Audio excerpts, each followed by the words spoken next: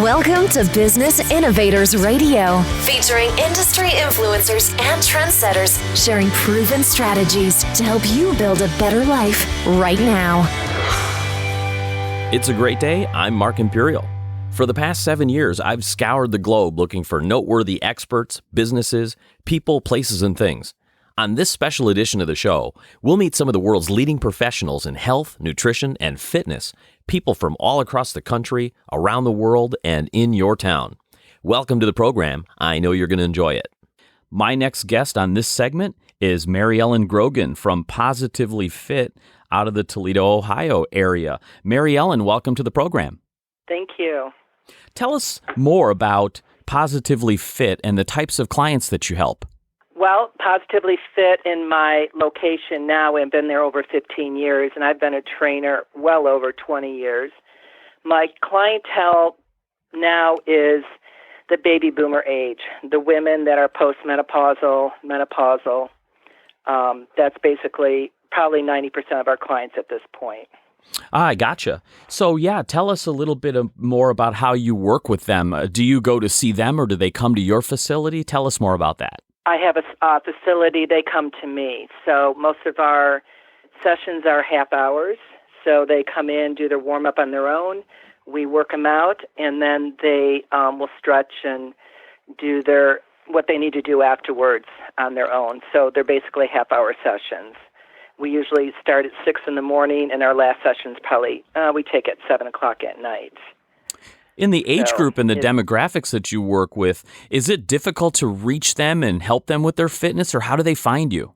They find me basically for word of mouth and through referrals. We work closely with my husband, who's a certified nutritionist, and then we also work with some hormonal docs here in the area and chiropractors. I'm also a medical exercise specialist, so we work with individuals who are out of physical therapy and want to continue working out, so we get the referral basis from them. I do a lot of speaking at women's groups, like local organizations.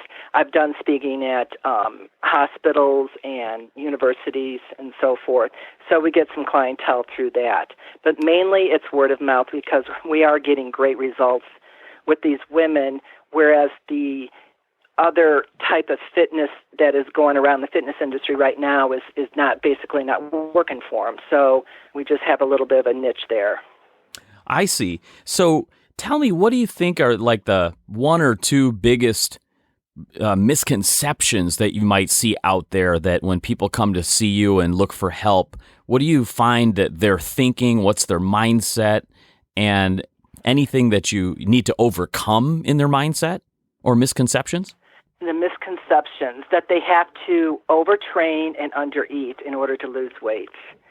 Almost every woman that walks through the door thinks she's got to do a ton of aerobics to lose weight. And they come in, they tell me they've been running or doing, high-intensity training, lots of aerobic activity, trying to lower their caloric intake, and then they're getting heavier. So it's completely different than that. It's eating more, training less, more quality training. And then big thing with us is we talk about stress. It's all about stress levels. And we cannot train like we did in our 20s and 30s. And that's usually my conversation with almost every woman who walks through the door. You're not 20 anymore. Mm-hmm. We got to train completely differently. Your mindset's got to change. I see, yeah. And we usually grab them. So like you mentioned stress being, a really big challenge for most people. What's the best way, what advice do you give them to help overcome this stress so that they get results with their fitness? Oh, boy, that's a good one. They got to minimize a lot of things to lower stress. You've got to, one, you have to eat correctly. Stress is poor eating, actually, poor nutrition, is one of the biggest stressors on the body that we find. They have to sleep at least 7 hours or more. We try to get our clients into bed by 9:30, 10 o'clock at night, shutting off TVs and computers and things like that beforehand. We want them to meditate. Studies have shown that's one of the best ways to lower cortisol and stress. Mm-hmm. We also want them to be very aware of thought patterns and all the other things that will disrupt the our normal rhythms and causing stress. So time management, we look at work, child rearing, things like that. These women just have to be more aware of everything. And I understand that the exercise itself is quite a stress reliever. How does that affect the body? Yeah. Well, actually, we live in a very stressful world. There isn't anybody on this planet who's going to say they don't have stress. Exercise is stress. It's fight or flight. So if I get somebody who's toxic, low hormones, stress, poor nutrition, and then they think they're going to exercise to drop the weight, it's only going to put weight on them. So what we do is we're monitoring how we adapt to the stress of exercise. So I like to put heart rate monitors on everyone that comes through our door so I can see how they are recovering. Plus we do heart rate variability, which you probably have heard of, where there's apps that you can get and check your heart rate variability. That's the stress between the beats to see if they're low in the morning, low in the evening. And we'll adjust the workout according to that. Plus we talk to them. How are you feeling today? How did you eat? How did you eat yesterday? Are you stressed? Did you get enough sleep? So we will adjust everything according to how they feel. And we have them also monitor how they feel throughout the workout. We want every one of our clients to feel better than they came in, and we also want them walking out the door thinking, shoot, I could have done a whole lot more than that. And it's working because we have clients in our studio now for the past 15 years that come in twice a week, 3 times a week, because it's working for them. Wow. Now, you just shocked my paradigm a little bit because you mentioned something I never considered. You said, the exercise itself is stress. So now I'm trying to wrap my mind around this, Maryellen. Help me understand this. So, because I understand that, exercise relieves stress. Where does the relief come from, and how exactly is the stress of exercise? You mentioned that somebody that actually gets in exercise, they won't lose weight, they'll gain it. Give me more. Tell me more about that. You're fascinating me. Okay. When you're in your 20s, you have high levels of hormones, growth hormones, testosterone, progesterone, estrogen. Okay, all those hormones help you recover from the stress of exercise. So you can go out and do whatever you want. But in the meantime, if you're overtraining during those years, like it happened to me, you're kind of pushing your adrenals a little bit more. Okay? The adrenal glands are known as the glands of stress, and they're also the first to fail under stress. Okay? And stress could be emotional, physical, environmental, and we're talking about exercise. So what we do as the hormones start waning away, what happens is your adrenals, the women especially, the adrenals, as soon as they start going through menopause and perimenopause, your ovaries start shutting down, the adrenals have to take over. They're the backup organ to push off hormones. If the adrenals are too weak because you've stressed them out by overtraining and all these other stresses, you can't push out hormones like you should. Then cortisol starts raising. And cortisol, as the studies show, it raises as we age anyways. So a lot of women that you see in perimenopause and menopause have the big bellies. And I'm one. I'll tell you my story in a second if we have time. The belly fat is there because my adrenals could not push out the hormones because I stressed them out too much. So what happens is the body's next best thing, put body fat on because you can get hormones out of body fat. And women will put in their bellies because the bellies actually have the most cortisol receptors than anywhere else in the body. So if I see a woman come in and she's got a large belly, I know for a fact that she's either releasing, and plus a high cortisol causes high insulin too. So we got to get her diet under control, and we got to get that stress under control. And my job is to exercise them in a way that it's not going to stress their body out too much.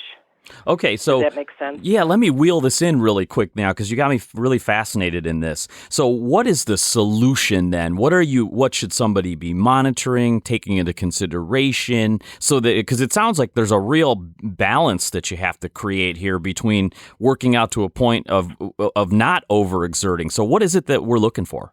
You want to pay attention to. There's these signs that we have of your body and not adapting to the stress of exercise. We should be able to adapt to it while we're exercising. And I have some of my clients, these are some symptoms that happen. They'll get tingling teeth, spots, wiggly lines, popping in the ears, chills, blood sugar drop, feeling sick, headaches.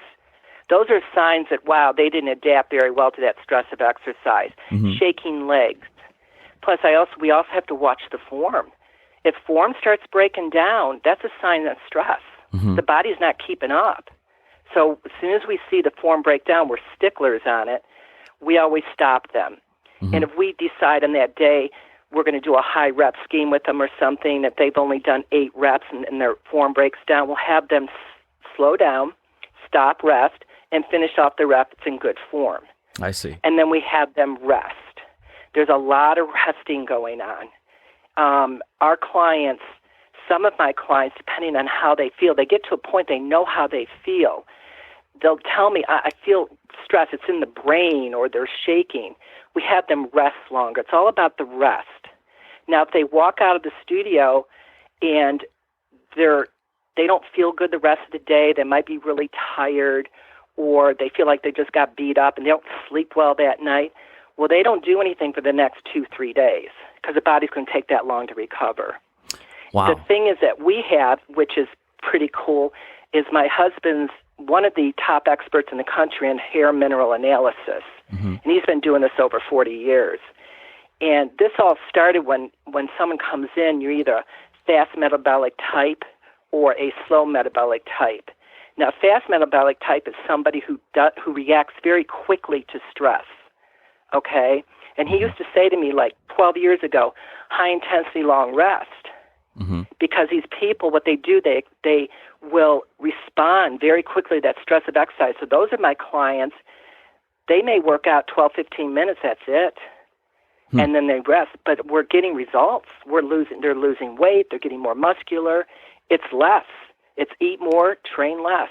Yeah, I could see why you really need to work with a professional, because this is a lot more science goes into this than people see on the surface. Exactly. There is a lot of science behind this. We've been watching, we use a heart rate monitor, and we watch how they recover, and we've been watching hundreds and hundreds of women for the past 6 years with this. We know now what exercises stress the body out more than others. For instance, the deadlift, no matter how heavy they go, does not stress the body out, mm-hmm. which really surprised us. It still surprises me because you're utilizing so many muscles. But if you have them do a step up with probably the same amount of weight intensity, they'll stress the heck out of them. Mm. So core exercises, depending really on the core, they don't stress the body out. Upper really doesn't. But we need to work legs, so we're still figuring out how to get more leg work in with our women before they get too stressed. You have a lot of great information, Maryellen. I know I'm going to have you on again and go deeper into this stuff, but I'll be mindful of the clock. Take us back and tell us a little bit about how you got started and what inspired you to get into fitness and nutrition. I've been an athlete my whole life, and when I got divorced, I needed a job.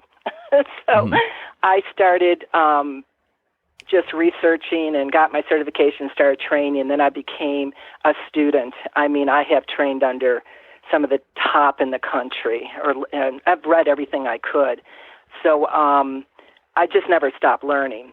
When I went through menopause, I was always a very thin person, and then put some muscle on. And when I hit menopause, I put 90 pounds on within 3 months. Oh, wow. And it was a struggle to get it off. And this is why I think I'm so popular with the female clients, because I'm going through what they're going through. Mm-hmm. And it has been my goal and passion to figure this out, to help every woman like myself to get rid of this weight after menopause. And there's thousands of us out there. And so that's where my husband and I just started researching and studying and going back to the science to figure out what is going on with people. I'm certainly glad that we found you for the program, Maryellen. You have great information. How can our listeners, if they're in your area or nearby, or if they can, learn from you even online and connect with you, how do they find you? Probably go to my website right now, bepositivelyfit.com, or call over at the studio, 419-893-5105. I've been, since I went through menopause, that threw me into adrenal burnout. That's another whole subject. And so my life has been working and then resting, working, resting. So we really haven't taken this to online. It's basically with our clientele here in this area. And I would like to get it out there because I feel that we've got something here and no one is addressing this. No, this is fascinating. Totally new subject to me. Have you written a book yet on this? Because there's a lot of people who need to read that book. We are in the process of writing a book. All right, fantastic. And then we are in the process, my husband and I. Terrific. Hey, Maryellen, I appreciate you taking the time. I know we'll have you on again, but thank you so much for the great information, and I wish you continued success on your mission and for all of your clients. Thank you so much. I really appreciate that. I'm Mark Imperial, and we're in the middle of another special edition of the program on fitness, nutrition, and health. On this segment, my next guest is Brian Fabian from Built Strength and Conditioning out of Pittsburgh, Pennsylvania. Brian, welcome to the program. Hello. Hey, Brian, tell us about Built Strength and Conditioning and about the clients that you serve. Oh, it's basically a group training, personal training thing. I started off basically doing an all-women's boot camp where we helped and we targeted just women, and it was set outdoors, and we would do workouts in parks and playgrounds and things like that throughout the area. And then it kind of transitioned into indoors. We rented some space at a local facility, and we would, continue with kind of a small group training atmosphere, but moved it indoors. So kind of just started off pretty much with just women. Once it was all women, now I'll train whoever.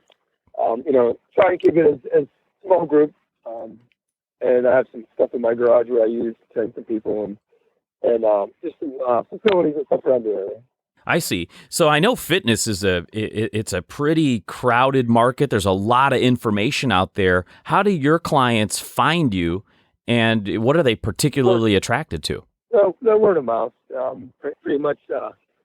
But originally built it with just word of mouth and just providing a good service, and then they would just spread the word to their friends and family, and the whole concept when I first began was the outdoor kind of a give your gym the boot type of thing, and everything works outdoors, and that's just kind of the attraction. I see. They weren't confined to a big box gym, and again, being with most of the women, it was a lot of it was a confidence thing, and they were some of them didn't, they were coming because they weren't pleased with the way they looked and how they felt, and they didn't want to be for lack of a better word, gawked at and judged or anything like that. So the outdoor concept was kind of what attracted them.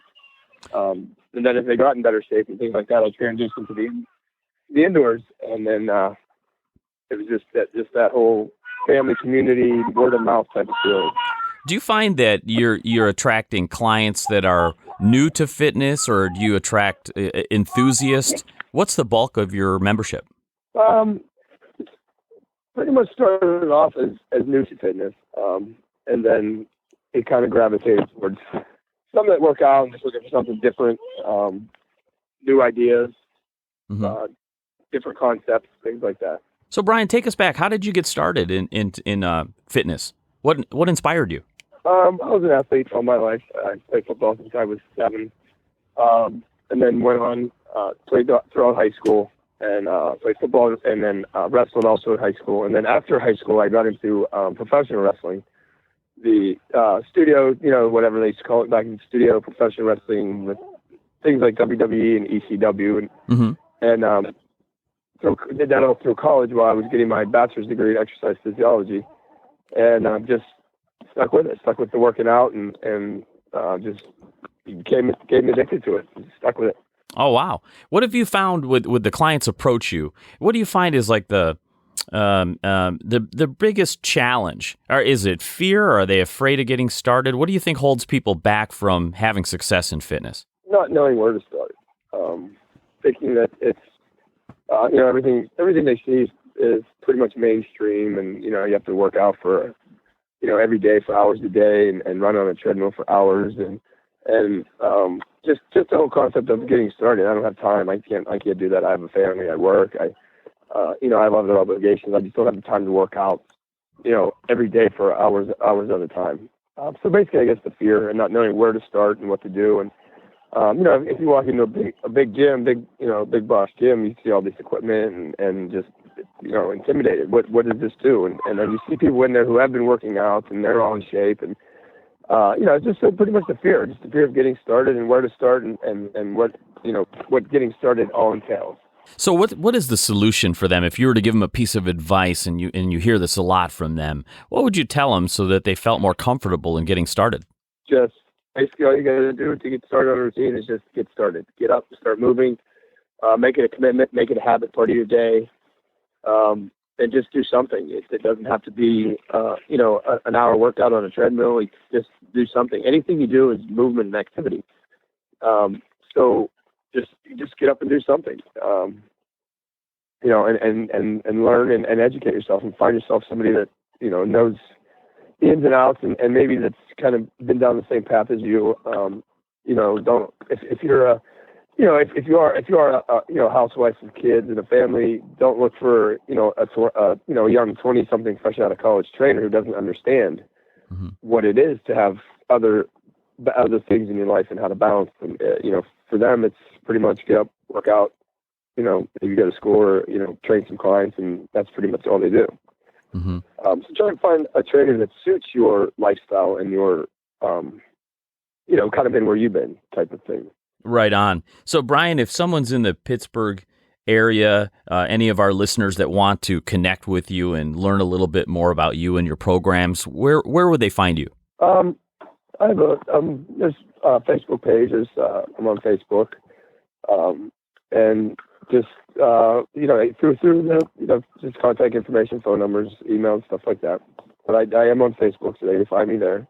All right, terrific. And that's Built Strength and Conditioning, Pittsburgh, Pennsylvania. Brian, Fabian, hey, I appreciate you taking the time to come on the program with me today, and I wish you continued success for you and all your clients. Thank you. It was a pleasure. I'm Mark Imperial, and we're in the middle of another special edition of the program on health, nutrition, and fitness. On this segment, my next guest is Mitch Muller from Mindset Fitness. And Mitch, you're in Phoenix, Arizona. Welcome to the program. Yeah, thanks for having me, Mark. I really appreciate it. Mitch, tell us more about Mindset Fitness and the types of clients that you help. Well, more so, I used to train a lot in person, which is, it's great as a personal trainer to be able to evolve over time. And I experience a lot of different types of clientele from training kids to even older adults and all that. But I found over time that, my calling, where my passion is in guys that are just like me who are trying to build muscle. So that's who I cater to now. And now I'm fortunate enough to have my business with Mindset Fitness to be 100% online. So I do all of my coaching, I do contest prep, and I cater to, the guys that are, they want to be able to change their physiques, but it's more than that. It's more they want to be able to have that confidence to be able to talk to the girl at the bar or at the gym or whatever it is. And, muscle kind of provides that. So I called it Mindset Fitness because it really comes down to the mentality of it. So I'm helping guys build up their physiques in order to take that into the rest of their life, if that makes sense. Wow, that's very specific. So it sounds to me like your client base really are competitive bodybuilders or fitness competition professionals? Yeah, it's about 50-50.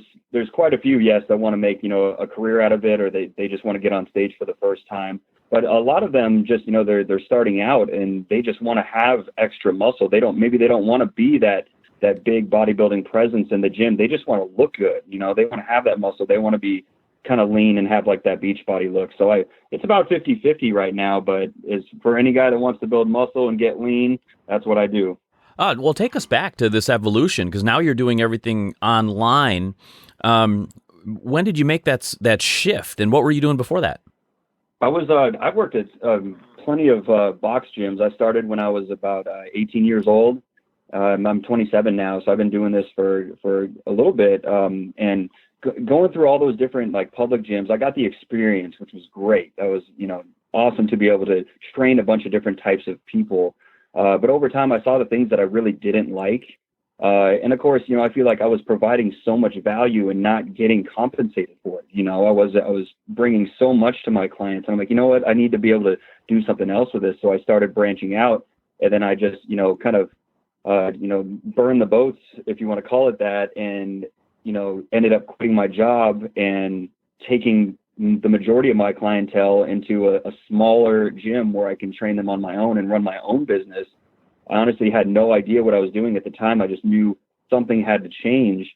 And so I, you know, immediately like doubled my income within the next couple of months, just be able to work for myself. And, you know, it kind of evolved from there. So after a while, you know, as a trainer, sometimes you get burnt out. And I know any trainer that could be listening to this knows exactly what I'm talking about. You train in hours and hours every single day, client after client. And I was like, you know what, I need to be able to leverage what I'm doing. Mm-hmm. So it just kind of evolved from there. So I went from a corporate gym to now working for myself, to now splitting it in half to where I was taking clients online. I was building a great following through social media, through testimonials that I was sharing. And so I started coaching people online. And then that transition, I was able to convert the clients that I had in person more into online clients. So now that freed up my time to do even more in other areas of my life that I feel like I wanted to put attention to. So. Oh, wow. That's really smart, Mitch. So yeah, tell us about that. Like, how, you know, in this world of fitness today, there's so much information out there. How do your clients find you now that you're focusing a lot more online? How do they find you? Social media has been tremendous. I mean, it's amazing what kind of, you know, rapport or different testimonials and stuff from clients. You share one client's testimonial. I had a girl, you know, drop like over 40 pounds. She went on stage for the first time and placed in her first show. Just amazing transformation. So you share stuff like that, and people are just automatically attracted to it. Like, man, how did you do this or whatever? And it just comes right back to, you know, to the trainer and word of mouth. It's, you know, in the training business, whether you're training in person or online, it's amazing how word of mouth really spreads. And when I feel like as an online presence, you have to be able to represent something more than just what you do in the fitness industry. So what's unique about me and how I built my following of, it's almost, you know, 50,000 people on Instagram, 50,000 followers, is incorporating my faith and my beliefs into what I do. So people on the outside, they see me as this, you know, oh man, he's lean, he's big, and all that. And maybe they'll follow me, but then they'll see that I represent something even bigger than that. And that's what, I can't tell you how many emails that I've gotten saying, man, you know, I like what you're doing, and you're, you know, impressive and all that stuff too. But why I want to work with you is because of the person that I feel like you are. And that goes such a long way on social media. And I feel like a lot of trainers kind of overlook that. Yeah, I agree with you, and I really like that. That's super impressive what you've been able to accomplish with social media. So if I'm getting this right, you're doing more, you know, you're sharing case studies, sharing success, and you're actually giving out valuable information, and that's what's attracting people to you. So you're doing that as opposed to just pitching people, come work with me, come hire me. Is that right? Oh, yeah. This is a value-based business. Like, you have to be able to give, and then, you know, it's kind of like that, you know, you give, and then maybe ask for the sale. But a lot of times when you're providing that much value, it's going to come back on you, you know, tenfold in time. So like on my website, on mindsetfitness.net, I have free reports. I have a free 30-day muscle building program completely written up that anyone can go and download. Like it's up there. So being able to provide that value and give out that information, because I feel like so many people need the right information and need to be able to find the motivation for themselves to take action on it. That's such a big part of it. And I feel like if I can provide that, just like when I was younger, if I can come across the information that I'm providing now, it would blow my mind. I'd be like, man, this guy's giving this much away for free. I can only imagine what I would get if I paid him.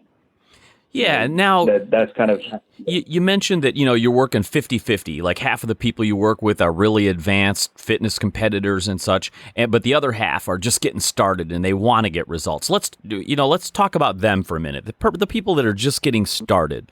What do you find when they reach out to you? Is there a big common challenge that everybody has that they sort of reach out to you about, that's blocking them from success in their fitness? Oh, definitely. It's what I like to call majoring in the minors. I'll get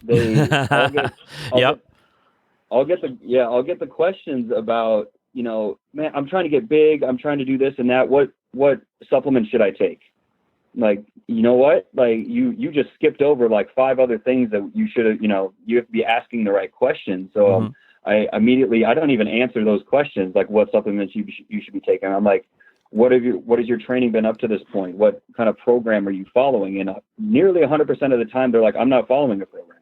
They just go into the gym and do whatever, oh, it's chest day. Oh, it's back day or whatever. And they just do a workout and there's no plan. There's nothing set in place. Mm-hmm. So that these guys are, majoring in the minors, trying to think about what pre-workout they should be taking when they're not even consuming, 5 to 7 meals a day and consistent nutrition program that's going to allow their training to even matter, Yeah, that's huge. So what's the solution to that then? What do you advise them when they first come in and they have the wrong mindset? What's the first thing that you tell them to do so that you get them on the right track?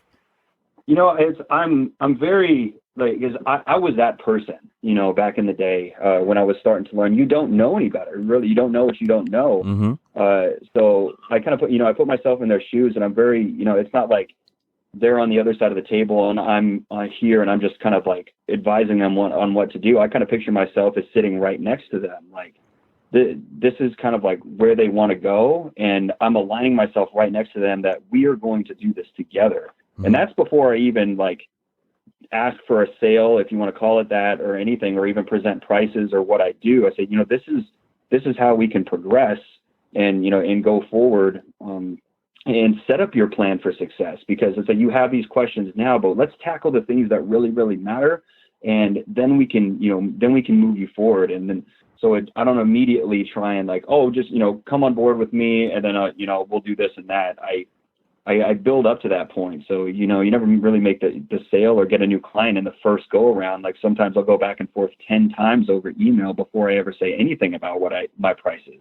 Mm-hmm. And that just builds the rapport, because I care about them getting the results, and I'm letting them know very, easily that their focus is on the wrong things, and I can help them step by step to be able to transform their physique, and I can handle all the details for them. All they have to do is follow it. You mentioned that you've been doing this for a while. How did you get started? What inspired you to get into fitness? You know what? It was I started when I was in high school. I played sports. I was basketball, football, track, all in high school. So I was very athletic, and I started training a lot. Just for sports, just because they kind of required it. And I fell in love with it. And when I got out of high school, I didn't have anything else. I was so used to being competitive and being around that. And then I had nothing because I didn't do anything in college. So I just fell in love with the process of lifting every day and prepping my meals. And I remember seeing my cousin. He's about 4 years ahead of me when I was probably a freshman in high school. And he was just, this popular guy. He was big, he played football and all that. And I just, idolized him. Like, man, I want to look like that. Like, I want to be able to have that. I was shy. I had no confidence whatsoever. And in my mind at the time, I thought, the muscle equals all this stuff that I want. And so, I started it that way, and it just kind of progressed. It's so funny how I wanted muscle so it can give me all these different things. And now that I've, over time that I've done this and I've kind of like fallen in love with it, like I do this for me. It's not for, I compete because I want to become better, but I'm not doing it for someone else to recognize me and all that stuff. It's pretty crazy how it changes over time and your perspective of why you do what you do. Yeah, it just becomes the fabric of who you are. Exactly. So, Mitch, for our listeners out there, and you train people all over the world now online, how do folks learn more about your programs and connect with you? How do they find you? They can connect with me. Go to my website. It's mindsetfitness.net. Or they can email me at mitch@mindsetfitness.net. And that's probably the easiest way. I'm on my email for every single day, so answering back. I'm pretty good about getting back to everyone. That's the easiest way to reach out to me. And again, on my site, there's some free material. I have a few different programs that are 100% free. All you got to do is go on there and download them. So anyone that's wanting to kickstart muscle growth or fat loss, and I have an arm specialization program on there. So yeah, any of that, the free information, that's the easiest way to get on my newsletter list and see the content that I provide. So anyone listening, go ahead and hit me up, and we can chat and get you going. Hey, Mitch, I really appreciate your specialization, and thank you so much for coming on the program and sharing your knowledge with us today. I wish you continued success for you and all of your students and clients. Oh, thanks so much, Mark. I appreciate you having me on the show. That wraps up another episode of our Health, Nutrition, and Fitness Special Edition.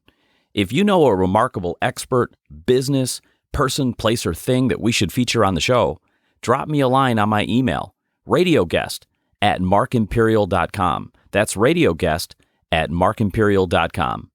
Until next time, I'm Mark Imperial. Take care and make it a remarkable week. Thanks for listening to Business Innovators Radio. To hear all episodes featuring leading industry influencers and trendsetters, visit us online at businessinnovatorsradio.com today.